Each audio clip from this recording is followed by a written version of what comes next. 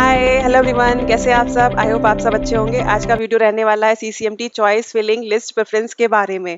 ठीक है, तो मुझे पता है आप लोग बहुत दिनों से वेट कर रहे हो और एक्सट्रीमली सॉरी, क्योंकि मैं बहुत बिजी थी और क्वालिटी, क्योंकि मुझे इस वीडियो में क्वालिटी देना है आप सबको।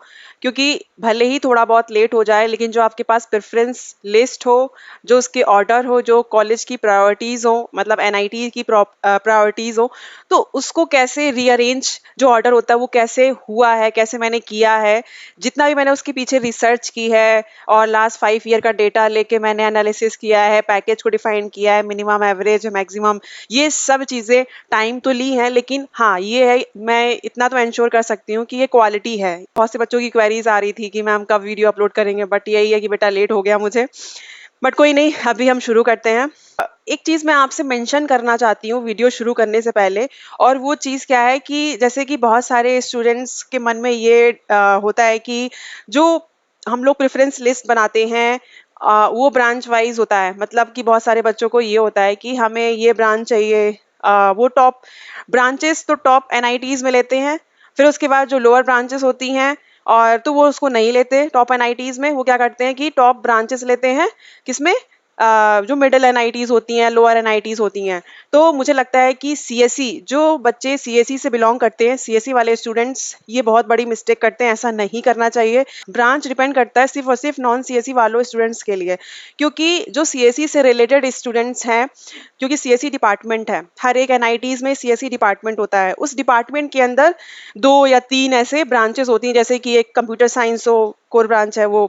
ठीक है, अब कंप्यूटर साइंस के बाद इंफॉर्मेशन सिक्योरिटी हो गई, या फिर डीए हो गया, डेटा एनालिटिक्स, और कहीं कहीं मशीन लर्निंग के जो ब्रांच सब ब्रांचेस हो जाती हैं। तो ऐसे उसमें एक डिपार्टमेंट के अंदर, सीएससी डिपार्टमेंट के अंदर डिफरेंट डिफरेंट ब्रांचेस होती हैं। हमें यहाँ पे सीएससी स्टूडेंट्स के लिए मैं एक चीज़ यही बोलना चाहूँगी, यही मैं आपसे रिक्वेस्ट करना चाहूँगी कि सिर्फ आप टॉप एनआईटीज में फोकस करो। जितने भी सीएससी स्टूडेंट्स हैं वो सिर्फ और सिर्फ टॉप एनआईटीज को पाने के लिए ही फोकस करें।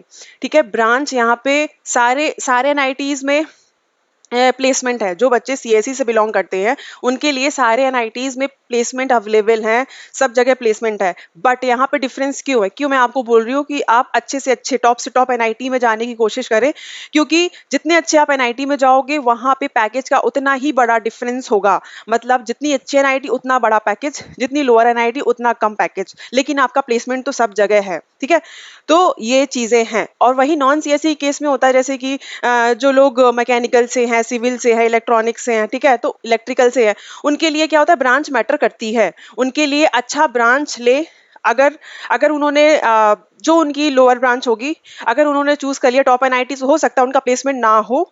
अगर उन्होंने मिडिल एनआईटीज में लोअर कोई अच्छी कोई ब्रांच चूज की है, तो शायद वहां पे उनका प्लेसमेंट हो जाए। ये सिर्फ और सिर्फ नॉन सीएससी स्टूडेंट्स के लिए है।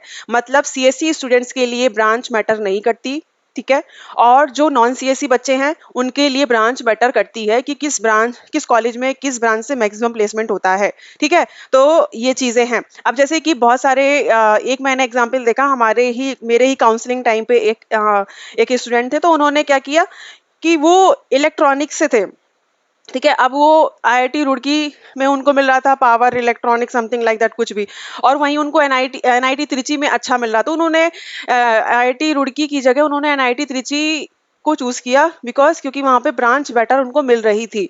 ठीक है, उस केस में हम समझ सकते हैं। लेकिन जो सीएससी का केस है, क्योंकि मैं खुद पढ़ी हूँ, तो मुझे कोई डिफरेंस नहीं लगा है। सीएससी के केस में कोई ब्रांच का कुछ इफेक्ट नहीं होता। सारी जो कंपनियां होती हैं वो एनआईटीज में जाती है रिक्रूटमेंट के लिए, और वो सिर्फ देखती हैं सीएससी डिपार्टमेंट। अगर सीएससी डिपार्टमेंट में जितनी भी ब्रांचेस हैं उन्हें कोई फर्क नहीं पड़ता, उनको इवन पता भी नहीं है कि क्या है क्या नहीं। उनको सिर्फ प्लेसमेंट से मतलब है, उनको सिर्फ रिक्रूटमेंट से मतलब है। वो जाती हैं और सीएससी डिपार्टमेंट में अपना रिक्रूटमेंट के लिए अपना अवेलेबल होती है। ठीक है, तो अब बच्चे क्या है कि किसी को भी ये नहीं बोला जाता है कि आप नॉन सी, आप मतलब नहीं नहीं आप सिक्योरिटी के हो तो आप नहीं बैठ सकते, ऐसा कुछ नहीं है। सीएससी वाले बैठ सकते हैं, इन्फॉर्मेशन सिक्योरिटी वाले, मतलब जितनी भी सीएससी डिपार्टमेंट के अंदर जितनी भी ब्रांच होती हैं, वो सारे बच्चे एलिजिबल होते हैं उस प्लेसमेंट में बैठने के लिए। और सारी कंपनी में, कोई ऐसा एक दो कंपनी, सारी कंपनी में। हाँ, ये हो सकता है कि जो अदर ब्रांचेस है, नॉन सीएससी ब्रांचेस है, उसमें कुछ इफेक्ट हो सकता है, उसमें वो लोग प्रायोरिटीज करते हैं, लेकिन इस केस में नहीं होता। सीएससी वाले केस में बिल्कुल भी ऐसा नहीं हैं। तो मैंने जो प्रेफरेंस लिस्ट बनाई है वो सिर्फ एनआईटी कॉलेज बेस्ड बनाई है, ठीक है। मैंने कोई यहाँ पे ब्रांच का सिलेक्शन नहीं किया है।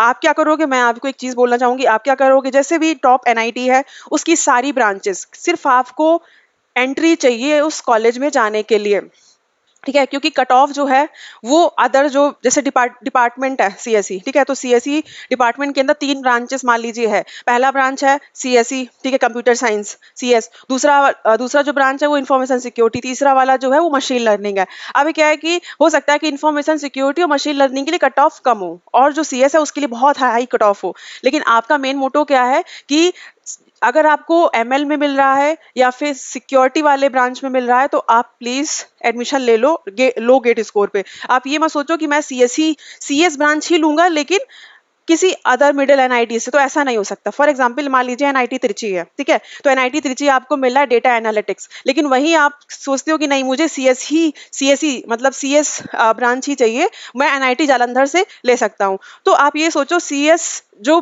ब्रांच है, मान लीजिए एनआईटी जालंधर भी छोड़ दीजिए, हम एनआईटी जयपुर की बात कर लेते हैं। सीएस की जो ब्रांच है एनआईटी जयपुर की, ठीक है, वो मिल रहा है आपको उस गेट स्कोर पे, और सेम गेट स्कोर पे आपको एनआईटी त्रिची मिल रहा है डेटा एनालिटिक्स। तो आपका प्रेफरेंस क्या होना चाहिए, पहला NIT Trichy data analytics, then MNIT Jaipur, ठीक है। तो ये है डिफरेंस, ये आपको चीजें करनी है क्योंकि सेम कंपनी जाएगी एनआईटी त्रिची में वो 32 एलपीए 40 एलपीए ऐसे पैकेज देगी, वही सेम कंपनी एनआईटी जयपुर में आएगी तो वो आपको 12 से 15 या 16 ऐसे एलपीए देगी। तो ये डिफरेंस होता है कॉलेजेस का, ठीक है। तो मेक श्योर आपको अच्छे से अच्छे टॉप से टॉप एनआईटीज में जाना है, ठीक है, इररिस्पेक्टिव ऑफ ब्रांच से कोई रिलेशन ही नहीं है यहाँ पे।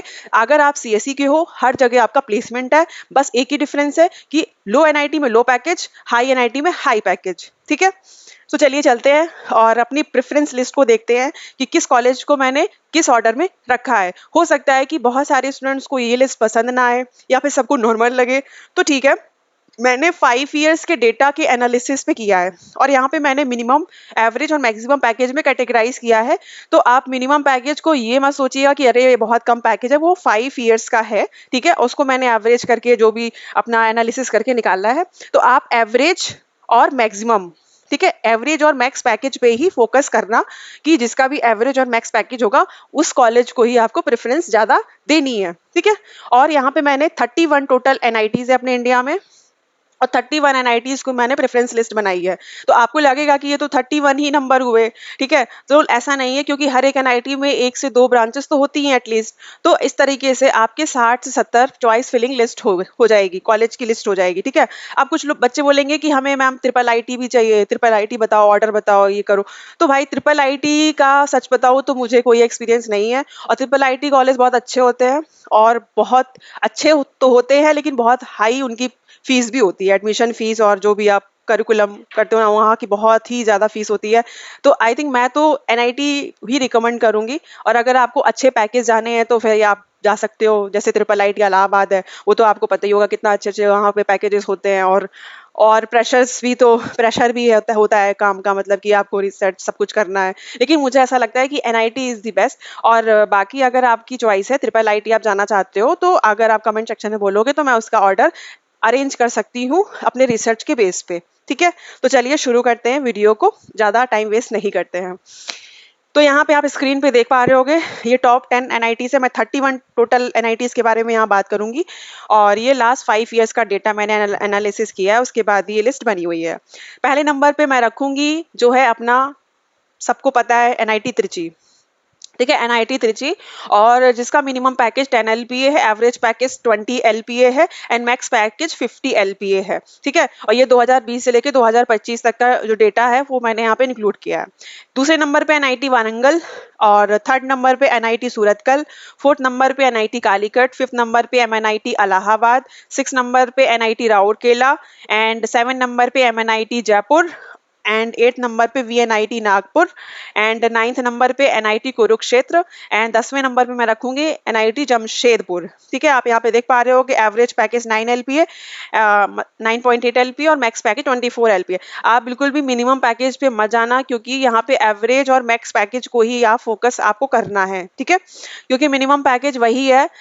ज्यादातर बच्चे, जैसे मान लीजिए किसी एक क्लास में मान लीजिए 24 बच्चों की स्ट्रेंथ है, ठीक है, मैं यहाँ पे बात कर रही हूँ सिर्फ एक क्लास की, मतलब सिर्फ एक ब्रांच की। मान लीजिए सीएससी डिपार्टमेंट है, सीएससी डिपार्टमेंट के अंदर 3 ब्रांचेस हैं, 3 ब्रांचेस में मान लीजिए 25 25 25 75 टोटल बच्चे हैं, ठीक है। लेकिन मैं क्लास की बात कर रही हूँ, यहाँ पे मान लीजिए 25 बच्चों की स्ट्रेंथ है एक क्लास में।